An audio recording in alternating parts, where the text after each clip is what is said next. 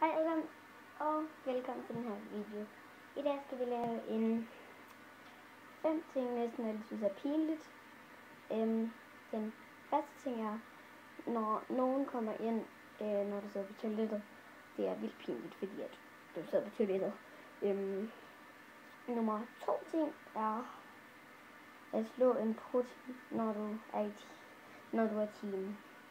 Det er vildt pinligt. Du har dine klassekammerater, der sidder bare rundt omkring dig, og så er du bare sådan en, der sidder bum, og så er du bare sådan bare slår sådan prut. Det er vildt pinligt.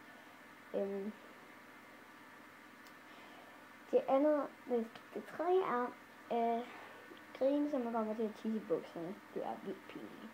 Så hvis nu du står sådan en af dine venner eller sådan noget, og så det siger sådan noget vildt sjovt, så er du bare kommet til at grine helt vildt.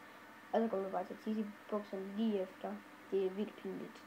Den fjerde ting at sige ja til noget, man ikke forstår. Så hvis nu, at din lærer siger et eller andet sådan noget engelsk eller sådan noget, og så man sådan, den engelske lærer siger et eller andet på engelsk, og så man ikke forstår, hvad hun siger på engelsk, og hun siger yes eller sådan noget.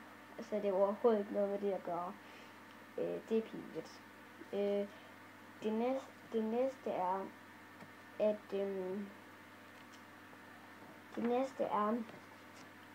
hvis nu at det er pinligt at Philip Bussmann foran hele klassen.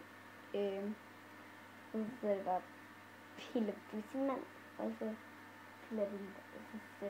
har vi noget sted at sætte den lidt for nogen ud. Det er vildt pinligt. Så der er jo ikke så man lige tage et stykke papir, når man sætter med rundt omkring. Det var alle de ting for i dag. Jeg håber, vi ses i min næste video. Husk like, abonner, kommenter, og kom med kommentaren, hvis den er god. Og hvis I disliker, skriv lige, hvorfor I disliker i kommentarerne. Jeg håber, vi ses i min næste video. Like, abonner og ja.